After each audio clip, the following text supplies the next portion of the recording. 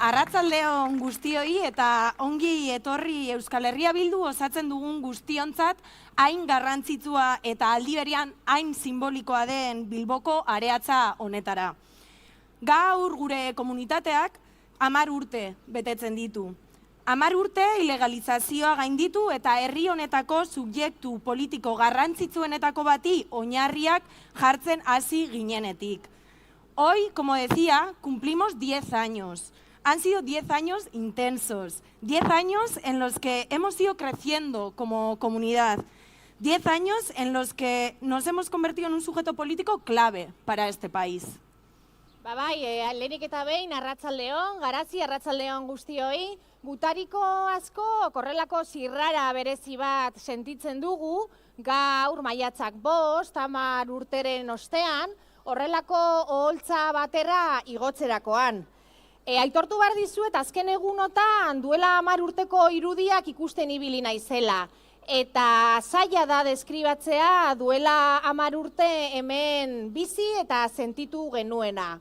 Alde batetik tentsioa eta urduritasuna, baina gero izugarrizko postasuna ebazpena iritsi zitzaigunean. Bereziki garrantzitsua eta emozionantea izan zen ikustea gutariko asko, elkar ezagutzen ez genuena gainera, elkarrekin lan egiten proiektu amankomun bat aurrera ateratzeko. Y creo que ese último detalle precisamente ha sido lo que más ha caracterizado a EH Bildu en estos últimos o primeros 10 años, ¿no? Un trabajo en común entre diferentes, entre gente que hasta entonces ni nos conocíamos en muchos de los casos. Esa ha sido la seña de identidad de Euskal Herria Bildu estos últimos 10 años. Ha pasado ni más ni menos que una década y a mí personalmente tengo que decir que me hace ilusión que hoy aquí haya nuevas caras, caras que hace 10 años no estaban, pero también me hace ilusión que hoy aquí nos podamos ver gente que hacía tiempo que no nos veíamos, que hacía tiempo que no coincidíamos y que hace 10 años aquí estuvimos sentados hasta las 12 de la noche hasta que nos dijeron que legalizaban Bildu en aquel entonces. Una de esas personas es mi compañero Óscar Matute y ahora le vamos a pedir que pase y que nos diga unas palabras. Venga, Óscar.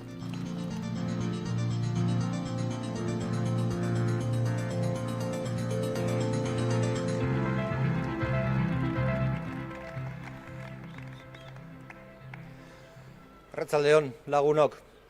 Han pasado 10 años de aquella noche mágica en que arrancamos oficialmente nuestra andadura. Y lo iniciamos con el puño en alto, como hoy recordaba Martín Garitano en un artículo. Una andadura que solo fue posible por las muchísimas personas que, parafraseando a una compañera y militante feminista, se atrevieron a ser valientes para poder ser libres. Y lo hicieron dando la cara por Bildu y asumiendo el riesgo que eso conllevaba. Oraindik ere, gau magiko hartatik 10 urte betetzen direla orduan piztu zen ilusioa ikusten dut hemen. Amets kolektibo honen inguruan. 2011 horretan herritar askoren ahotsa isilduta zegoen. Kalean nagusi zirela ideia askok ez zuten ordezkapenik erakundeetan. Se cumplen 10 años ya desde que el soberanismo y el independentismo de izquierdas decidió unir sus fuerzas para ser más decisivos y más determinantes.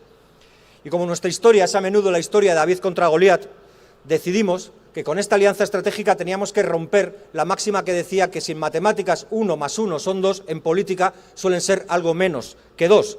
Y quisimos ser 3, 4 o más, y lo conseguimos. Y decidimos también que la izquierda no estaba condenada a estar dividida. Dijimos aquí mismo, hace 10 años, arrancamos esta campaña con la ilusión intacta, porque hemos luchado frente a quienes nos querían ver doblegados, arrodillados y mudos, y no lo han conseguido. Y hoy podemos reafirmar que ni nos vencieron ni nos domesticaron, ni antes, ni ahora, ni nunca.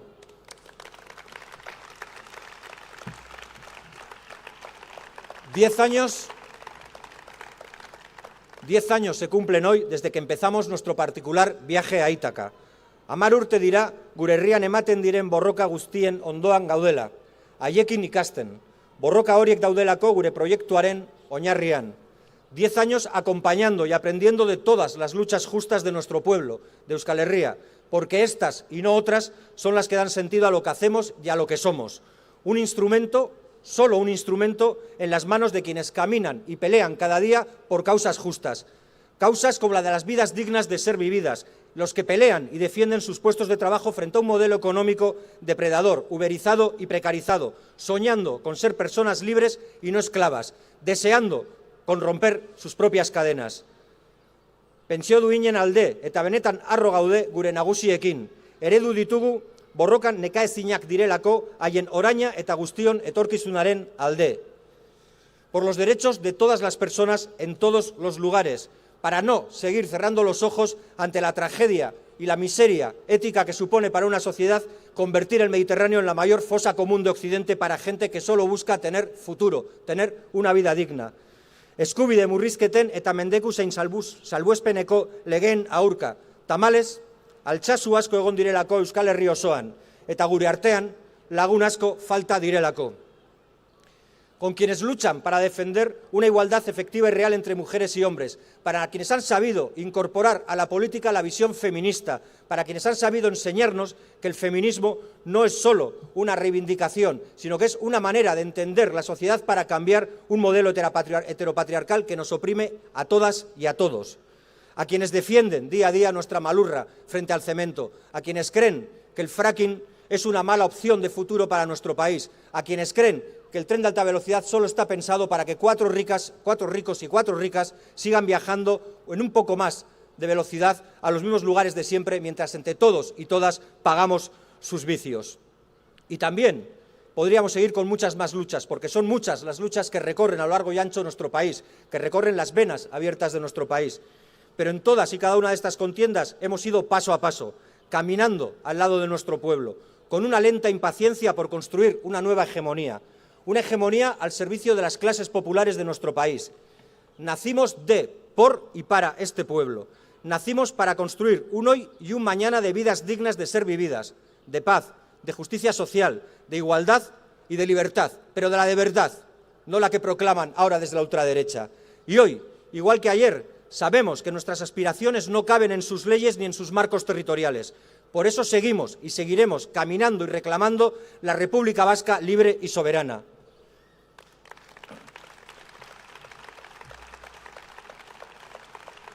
Y hoy, que toca echar la vista atrás, vemos que hemos recorrido una década marcada por diferentes hitos, y me dejaré muchos, pero hay algunos que merece la pena señalar. Conseguimos, en la década pasada, poner fin al ciclo de actividad armada de ETA, abrir un nuevo horizonte de esperanza y convivencia para este país. Y lo hicisteis vosotros y vosotras, lo hizo Euskal Herria Bildu y nadie más. Muchos se arrogan la victoria de ese cese de la violencia, aunque otras continúen, pero nadie, mejor que vosotros y vosotras, sabéis qué hicimos y qué no hicimos para sacar de la ecuación política esa variable. Pero también hemos tenido que atravesar dos crisis, la económica que arrastramos y arrastra a la población desde el 2008 y la que nos ha venido sobrevenida con la pandemia de la COVID-19. Y en todo este camino duro, azaroso, hemos visto cómo se aumentaba la fuerza del fascismo y de la ultraderecha. Y a todo ello le hemos enfrentado y le enfrentamos con ilusión, determinación y convicción. Por eso podemos decir que, si bien todavía queda camino por recorrer, cada vez somos más y más fuertes. Herri honetako ezkerreko alternatiba gara. Eskuma garaitu eta oso bestelako politika egiteko gai den indar bakarra. Herritarrentzat gertuen dauden erakundeetan, gainera, indar nagusia gara, eta udalgintza da gizartea eraldatzeko abiapuntua. Y hoy, que al norte y al sur de nuestro país vemos los vientos de la ultraderecha y del fascismo crecer con más fuerza, también volvemos a decir que seguimos siendo la garantía de freno y combate frente al totalitarismo de la extrema derecha. Porque si no paramos al fascismo, el fascismo se llevará por delante nuestro pueblo, nuestra identidad, nuestra cultura y nuestros sueños. Y como dijo un viejo marxista ya fallecido, nos hemos podido equivocar muchas veces, en demasiadas ocasiones, pero jamás nos hemos equivocado ni de enemigo ni de trinchera. Y el fascismo es y será siempre el enemigo de la libertad.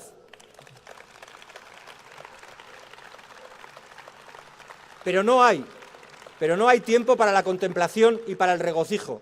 Tenemos que seguir caminando, con paso firme y decidido. Tenemos que seguir ensanchando y creciendo, aprendiendo de nuestros errores, que también los ha habido, y analizando, sin triunfalismo, nuestros aciertos. Firmes como un roble en la defensa de nuestras convicciones y principios, y flexibles cuando haga falta como un junco para seguir sumando a más y más gente, anteponiendo siempre lo que nos une a lo que nos separa. Hoy, igual que hace 10 años, os pedimos que os suméis a nuestro viaje, porque tenemos que seguir haciendo crecer el ovillo que popularizó Bildu en el 2011, ese ovillo de hilos rojos, verdes y violetas, ahora de Euskal Herria Bildu. Hilos que nos conectan con nuestra historia y con nuestro pueblo. Hilos rojos, verdes y violetas que enlazan nuestra memoria con nuestros sueños. Sigamos haciendo crecer el ovillo y que los vientos rebeldes y desobedientes de este pueblo lo lleven a deshacer los nudos actuales, los nudos que todavía nos impiden construir la Euskal República soberana que queremos, merecemos y necesitamos. Esa Euskal República compuesta de mujeres y hombres libres e iguales. El futuro no está escrito, el futuro es nuestro, está en nuestras manos, porque lo construyen los pueblos, lo construimos nosotros y nosotras, lo construís todos vosotros y vosotras en vuestra acción diaria, en vuestra lucha pueblo a pueblo, en vuestro compromiso militante con la opción política de la izquierda soberanista e independentista vasca, con Euskal Herria Bildu. ¡Gora Euskal Herria Bildu!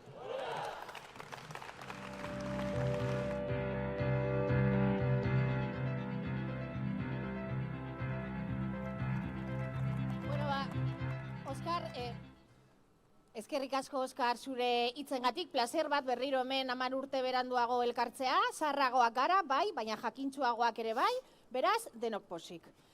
Dakizuen bezala, gure kongresuan murgilduta gaude, eta kongresuko lema hain zuzen da 10 urte besterik ez. Zergaitik? 10 urte igaro direlako, baina aurretik bide luzaro eta oparoa daukagulako. Hain zuzen ere, gu guztiok elkarrekin. Nos queda mucho por hacer, hemos trabajado mucho, bien lo sabemos muchos y muchas de los que estamos aquí, pero tenemos recorrido. Tenemos recorrido en donde, como ha dicho Oskar, tenemos que aglutinar a más gente y tenemos que seguir trabajando, porque sabemos que el proyecto de Euskal Herria Bildu es el mejor y sabemos que el proyecto de Euskal Herria Bildu es el que nos va a llevar a una sociedad más justa, más solidaria y que se va a preparar para hacer frente a los retos a los que nos enfrentamos en los próximos años. Horrela da, Aitziber. Bigarren kongresu honek pandemia baten erdian harrapatu gaitu. Urte luzea izan da hau, eta denbora guzti honetan elkartasunaren eta elkarrekiko zaintzaren garrantzia agerian gelditu da. Bizitzak erdigunean kokatzen dituen sistema eta zerbitzu publiko sendo batzuen garrantzia agerian gelditu da baita ere. Agerian gelditu da ere Euskal Herria Bildu bezalako proiektu politiko baten beharra daukagula. En Euskal Herria Bildu defendemos unos valores que en realidad son hegemónicos en nuestra sociedad y cuya importancia ha quedado demostrada en esta situación sindémica en la que nos encontramos. Con estos valores hemos ido creciendo, hemos conseguido conformar un sujeto político que actualmente es la segunda fuerza en este país y la primera fuerza municipalista, porque nuestro proyecto es cercano a la gente y creemos que la prioridad es responder a las necesidades de las personas.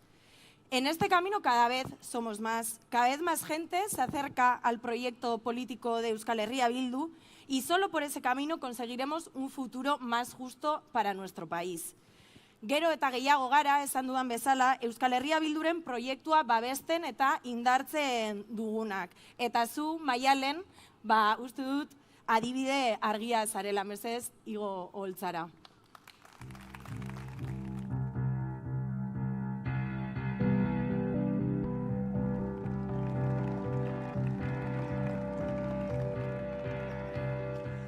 Arratsaldeon guztioi,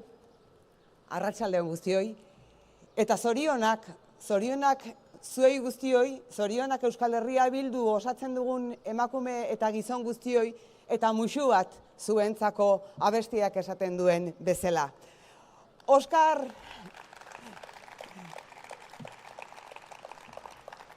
ez bezala, ni ez negoen hemen duela 10 urte, baina telebistan eta telebistatik ikusi nuen plaza honetan gertatzen ari zen guztia. Eta ilusioz eta urduritasunez begiratu nion nik ere plaza honi dudarik gabe. Eta oso barruan geratu zaizkit oholtza honetan ikusi nituenak, eta ikusi nuen Oskar bera, eta ikusi nuen Pello Urizar batetik bestera kuadrozko alkandorarekin urduri, eta ikusi nuen Aitziber Ibaibarriaga, eta ikusi nuen Martin Garitano, eta ikusi zintuzteten zuek, milaka pertsona, kantuan, lurrean eserita, urduritasunez, emozioz, eta gaur Martin Garitanok bere zutabean idatzi duen bezala, neri ere hiltzatuta geratu zitzaidan egun hartan pertsona baten aurpegia. Eta hiltzatuta geratuko zait betirako gainera. Eta izan zen Edurne Bruarren aurpegia, eta bere malkoak, eta bere negarra, eta bere unkigarria izan zen momentu hura, ezta? Eta gaur goizean hori guztia buruan nuela, etorri zaizkit Salvador bertsolariaren hitz batzuk, asko maite duenak asko sufritzen du. Eta herri honek asko maite du eta asko sufritu izan du, eta asko maitatzen jarraitzen du eta asko sufritzen jarraitzen du. Baina herri honek badaki urrats garrantzitsuak ematen, herri honek badaki aurrera begiratzen, herri honek badauka itxaropenerako grina handia, eta herri honek badaki pozten eta badaki ospatzen. Eta gaur guretzako egun horietako bat da. Ospakizun egun bat, eskerrak emateko egun bat. Eta nire aldetik geratzen zaidana da eskerrak ematea orain nagoen proiektu honi. Euskal Herria Bildura etorri nintzen, eta Euskal Herria Bildun aurkitu dudana izan da laguntasuna, maitasuna, jende prestatua, beti laguntzeko prest daukadan jendea, beti alboan izan dudan jendea, beti aurrera bultzatu nauen jendea, eta ezin eskertu izango detori inoiz nahikoa. Askotan esan detau, baina mila esker zuei guztioi halako laguntza emateagatik eta bidea erakusteagatik, egin beharreko bidea erakusteagatik.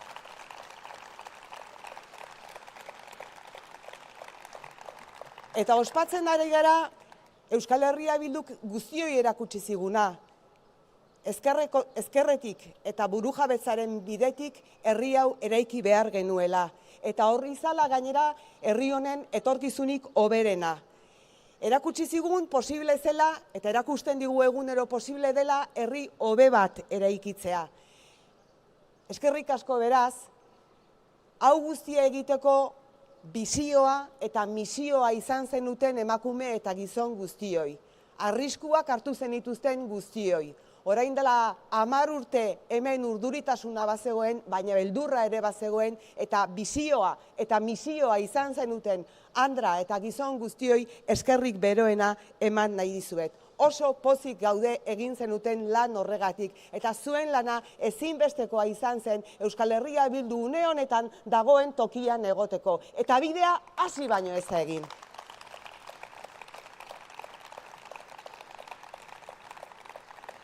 Eta orain 10 urte beranduago, Areatzako parke honetan, baina Euskal Herriko herri, hiri eta auzo guztietan orduan ereindako hazia zuhaitz bilakatu da. Zuhaitz gazte eta lerdena da une honetan, baina dagoeneko Euskal Herritarrei babesa ematen dien zuhaitza da. Eta itzala handia duen zuhaitza da. Itzala handia duen zuhaitza eta gero eta jende gehiagok nahi du itzal horren pean eta arbol horren babesean egon. Eta gure esku dago eta gure ardura da gero eta erraminta politiko egokiagoak ezartzen joatea arbola horrek gero eta jende gehiago babesteko eta gero eta jende gehiagori itzal gozoa eman alizateko. Gure esku dago eta horretan lan egiten dugu egunero. Garai zaila kudeatzea tokatzen ari zaigu, hori horrela da. Duela 15 hilabete, COVID-19 gure bizitzetan sartu zen, arrapalada batean, aterik jo gabe, eta Euskal Herriak eta munduak aspaldian ezagutzen ez genuen moduko krisi larri bat bizi du. Eta gure onena ematen ari gara krisi hori gainditu ahal izateko, egunero ematen dugu gure onena. eta egunero ematen dute milaka eta milaka pertsonek hemen ez daudenek, baina ospitaletan daudenek edo medikuen kontsultatan daudenek beren oberena. Eta txaloak egiten genizkien orain dela hilabete batzuk arratseko 8etan, eta txalo horiek merezi dituzte, baina merezi dutena da herri honek eraldaketa bat izatea, ematen duten zerbitzu hori, eta leku guztietan ematen diren zerbitzu horiek, zerbitzu publiko indartsuak izan daitezen. Inor atzean utziko ez duten zerbitzu publikoak izan ditzagun herri honetan, eta horretan ari gara lanean. Bide batez gogoratu nahi ditut tarte honetan guztian, eta orain momentu honetan ere COVID-19ak gaixotu dituen pertsonak edo eraman dituen pertsonak oso egoera larriak bizi izan ditugulako. Eta hemendik nire besarkadarik beroena igorri nahi diet guztiei, hemendik ere aterako garela esateko. Lortuko dugula oraingoan ere. Izan ere herri honek oso garai zailak bizi izan ditu, eta oso garai zailetan ere jakin izan du aurrera egiten. Eta badaki daukagun barne indar horrek eta daukagun indar komunitario horrek sekulako balioa duela aurrera egiteko. Orain ere jakingo dugu aurrera egiten, orain ere lortuko dugu krisi honetatik ateratzea. Orain ere, naiz eta pandemia une honetan ikusten dugun, milaka Euskal Herritar noraezean gaudela eta daudela. Eta milaka Euskal Herritarrek ez dakitela bihar zer gertatuko den euren lanekin. Milaka pertsona dira, milaka emakume dira, milaka gazte dira, euren bizitza proiektuak egiteko zailtasunak dituztenak. Eta guztiei esan nahi diet, hau dala momentua erakusteko proiektu politikoak eta lidergo politikoak badaudela. Eta badagoela modua herri hau beste era batera eraikitzeko. Justizia sozialean eta duintasunean oinarrituta herri hau beste era batera eraiki genezakela. Eta horretan ari gerala Euskal Herria Bildutik. Argi eta garbi esan nahi diet.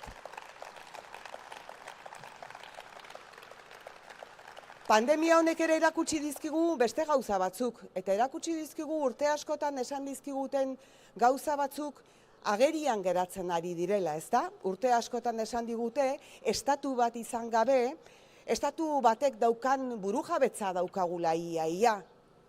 Eta zoritxarrez, gezurra da, ez da egia. Ez da egia, egunero eskean eta egunero erreguka ibili behar dugulako, tresna burujabe nahikorik ez daukagulako gure jendea, guk geu, gure artean babesteko, ez daukagu tresna burujaberik, eta beti ibili behar dugu edo Madrilera begira, edo Parisera begira, ez daukagulako tresnearik gure jendea babesteko, eta tresna horiek behar ditugu. Beraz, etzen egia hau Europan burujabetza handiena zuen, ia estatu bat zenik, nahi bai nahiko genukeen, baina ez da egia. Eta herritar asko harritu dituen beste gauza bat da, adibidez, hemen Araba, Bizkaia eta Gipuzkoan, Jaurlaritza honek gauzak ez dituela kudeatzen, berak esaten zuen bezain ongi. Ez da gutxiagorikan ere, gauzak ez dituela ongi kudeatzen. Eta aspaldian ari ginean ikusten, marketingaren eta propagandaren atzean zulo handiak zeudela, baina oraingo honetan eta pandemia honek eta krisiaren erdian askoz ere argiago geratzen da zulo horiek izugarriak zirela. Eta Eusko Jaurlaritzak eta Eusko Alderdi Jeltzaleak ez daukatela herri proiektu bat herri honentzako, hemen bizi garen emakume eta gizonentzako, ez dagoela proiekturik. Ez daukatela proiekturik, eta pandemiak ezarritako estres froga hau ez dute gainditu. Ez Urkulluren gobernuak eta ez da Eusko Alderdi Jeltzaleak ere, ez dute gainditu estres froga hau. Eta ikasle txarren moduan, Urkulluari da pandemia garai honetan berandu eta gaizki.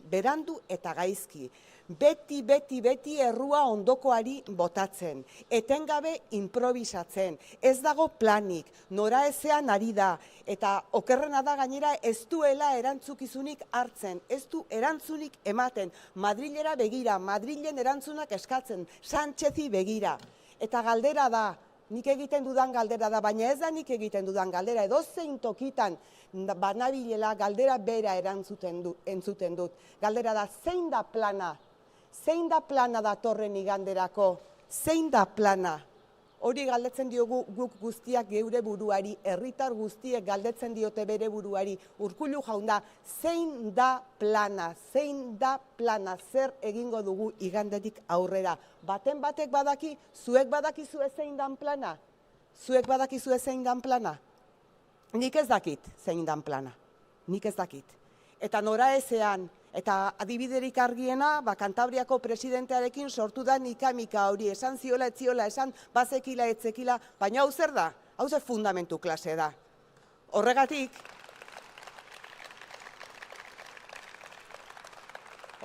inoiz baino beharrezkoagoa da ezker soberanistak eskaintzen duen alternatiba. Ordena berri bat eraikitzeko, ordena berri bat behar dugulako, ziurtasunak eskaintzeko, babesa eskaintzeko Euskal Herrian bizigaren emakume eta gizonei. Porque como decía en euskera, ¿cuál es el plan? ¿Cuál es el plan desde el domingo en adelante? ¿Cuál es el plan? ¿Cuál es el plan, señor Urkullu? La ciudadanía se pregunta todos estos días cuál es el plan. Y esta no es una cuestión sin importancia, porque hay mucho en juego. En primer lugar, está en juego la salud de todas nosotras y todos nosotros.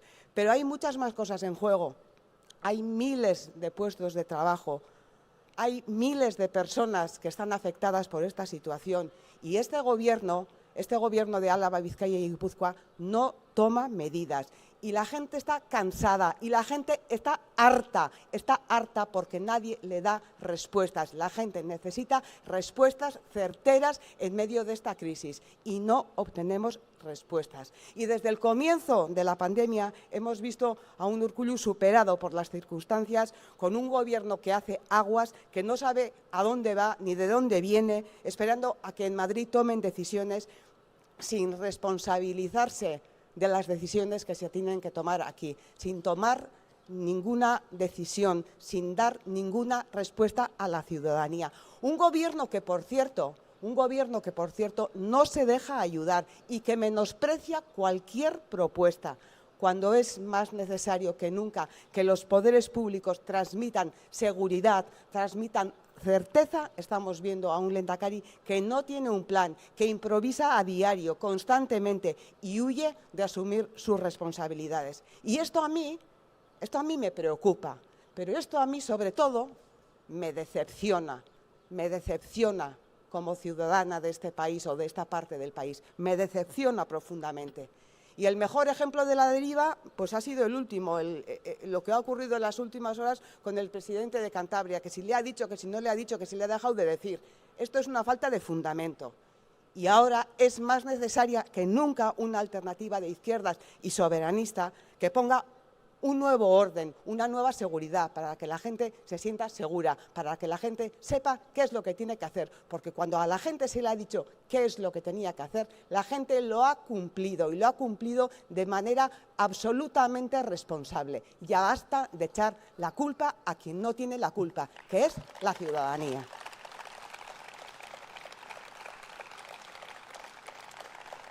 Eta esaten dizuedan bezala, lortuko dugu hau gainditzea, lortuko dugu, seguru nago. Eta bizitzak pandemia bezala jartzen dizkigu egunero kezka asko, pandemiarena, gure seme-alabena, beraien etorkizunena, gure zaharragoak direnena, nola egingo dugun, jartzen dizkigu kezka asko, normala da. Baina uste dut ere ikasi behar degula pozten eta ospatzen. Ze horretarako tartea ere hartu beharra dago, poztu eta ospatzeko. Eta horregatik gaur, 10. urteurren hau, iruditzen zait dela tarte bat, egunerokoa pixka bat apurtu, eta 10 urte hauetan egin dugun bideo horretan lortu degunaz gozatzeko eta ospatzeko eta gogoratzeko eta berriro ere hunkitzeko duela 10 urte hemen zegoen giro hartaz eta 10 urte hauetan egin dugun bideaz. Eta batez ere pentsatzeko zer geratzen zaigun egiteko. Eta uste dut oso garrantzitsua dela. Lehen lagunkidek eta lagunek esan dute, kongresu prozesu baten amaieran gaudela, ezta? Eta bai, halaxe da, igandean izango da hori, eta berriz ere beste epealdi bati erantzuna emateko prest gaudela agertu behar dugu. Eta gure misioa hori da herriz herri, auzoz auzo joatea eta gure proposamen eraldatua jendeari zein den esatea. Hain zuzen ere segurtasuna emateko, hain zuzen ere aukerak badaudela erakusteko, hain zuzen ere herri handi bateko emakume eta gizonak garera erakusteko, esateko jendeari herri duin bat, herri justu bat, herri feminista bat, guztion artean eraikitako herri bat nahi dugula. Izan ere, Euskal Herria Bilduk beste gauza bat ere erakutsi du. Badaukagula beste estilo bat. Beste estilo bat daukagula. Badaukagula beste estilo bat baita gobernatzeko ere, gauzak kudeatzeko ere, eta hori oso nabaria geratu da gobernatzen dugun udaletan, herritarrekin egiten dugulako, herritarrei galdetuz egiten dugulako, eta galdeketak egin ditugulako, herritarrekin sinergiak lortuz egiten dugulako. Badaukagun beste estilo bat agintzeko, agintekeriarik gabe, eta elkarrekin, eta gertutik, eta begietara begira, eta elkarren artean lana eginez. Horrela osatu genuen duela 10 urte Euskal Herria Bildu, eta horrela hasi, eta horrela handituko dugu datozen urteetan ere Euskal Herria Bildu. Goazen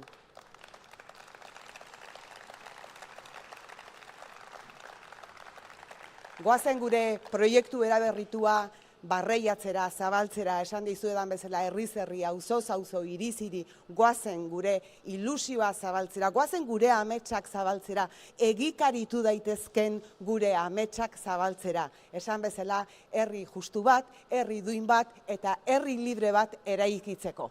Eta beti esango dizuedan bezala, badakizue, hau da gure lana, gurea askatasuna delako. Gora Euskal Herria Bildu eta gora Euskal Herria askatuta!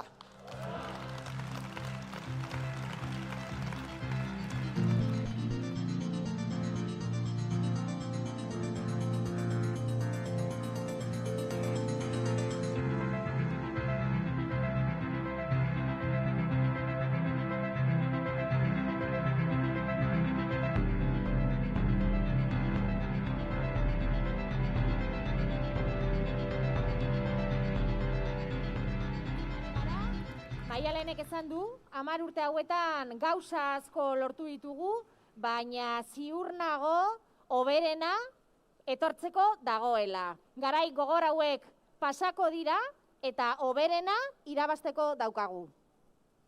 Egia da, urrats asko eman ditugu, agerian da orain kongresua amaitzear dagoela, eta igande honetan Euskal Herria Bilduk bere bigarren kongresu honen amaiera ekitaldia burutuko du. Amaiketatik aurrera gure sare sozialetan eta euskalherriabildu.eus web atarian ikusgai izango duzu. Eta momentutxo hau ere aprobetxatu nahi dut gogorarazteko gaur gaueko 12etatik maiatzaren 8 arte mahai politikoaren, herrialde arduradunen eta berme eta kontu batzordearen inguruko bozketak izango direla, beraz animatu nahi zaituztegu hoiek bozkatzera. Beraz, kongresu hau ere izan dadila inflexio puntu bat aurrera egiten jarraitzeko y, como decíamos antes, cada vez somos más, cada vez seremos más y vamos a seguir dando pasos para conseguir el país que todas y todos nos merecemos. Besterik gabe, eskerrik asko etortzeagaitik eta goazen gure auzoetan, gure herrietan lanean jarraitzera. Eskerrik asko eta hurrengora arte.